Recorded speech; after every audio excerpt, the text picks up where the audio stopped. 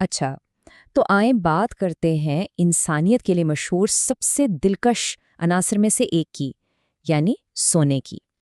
تو سوال یہ ہے کہ یہ جو سونا ہے یہ اصل میں آتا کہاں سے ہے؟ اور اس کا جواب واقعی ذہن گھما دینے والا ہے، کیونکہ اس کا تعلق زمین کی کسی کان سے بالکل بھی نہیں ہے۔ زمین پر موجود سونے کا ہر ایک ایٹم، اس کا سفر کائنات کے سب سے شدید اور پرتشدد واقعات میں سے ایک میں شروع ہوا تھا۔ سونے کی اصل قدر کو سمجھنے کے لیے ہمیں پہلے اس کی ناقابل یقین کائناتی کہانی کو سمجھنا ہوگا۔ دیکھیں، سونے کا زمین تک پہنچنے کا سفر کوئی سیدھا سادہ نہیں تھا۔ یہ اربوں سال لمبا ایک پورا ڈیلیوری پروسیس تھا۔ سب کچھ شروع ہوا نیوٹرون ستاروں کے خوفناک تصادم سے، جس نے سونے جیسے بھاری عناصر بنائے اور خلا میں بکھیر دیے۔ پھر سیارچوں کے ذریعے یہ سونا ہماری ابتدائی زمین تک پہنچا۔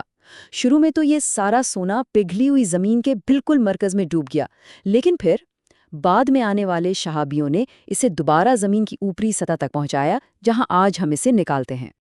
تو ٹھیک ہے، یہ نایاب دھات کائنات سے زمین پر تو آ گئی، لیکن جب اسے دریافت کیا گیا تو آخر اس میں ایسی کیا خاص بات تھی؟ سب سے پہلی اور حیران کن بات تو یہ ہے کہ سونے کو کسی بھی شکل میں ڈھالنے کی ایک سمجھے کہ جادوئی سی صلاحیت ہے۔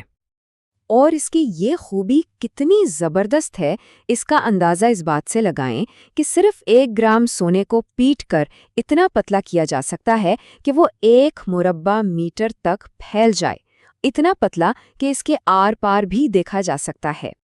لیکن صرف اس کی ظاہری خوبصورتی ہی نہیں، اس کی کیمیائی خصوصیات اس سے بھی زیادہ اہم ہیں۔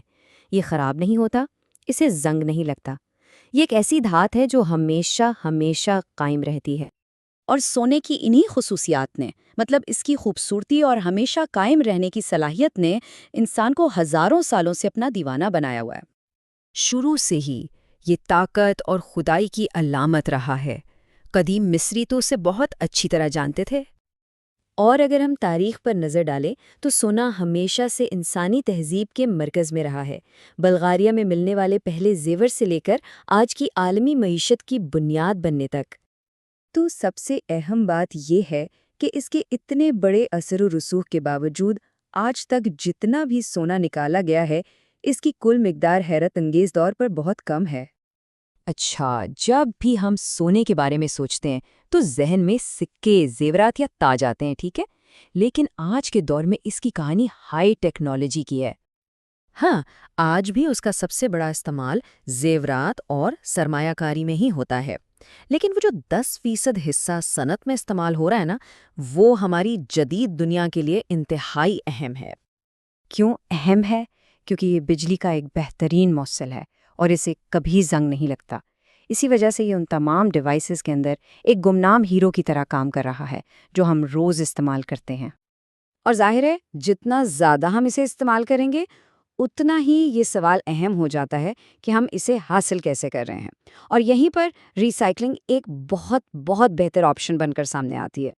تو ستاروں کی دھول سے لے کر ہمارے اسمارٹ فونز کے پرزوں تک سونے کا سفر واقعی تمام عناصر میں سب سے منفرد ہے۔ یہ ایک ایسی کہانی ہے جو کائنات کو معیشت سے اور قدیم تاریخ کو ہمارے آج کے ڈیجیٹل دور سے جوڑتی ہے۔ یہ کتنا نایاب ہے، یہ تو کائنات نے طے کر دیا، لیکن اس کی قدر کیا ہوگی یہ ہم ہی طے کرتے رہیں گے۔ تو سوچنے کی بات یہ ہے کہ اس کا اگلا باب کیسا ہوگا۔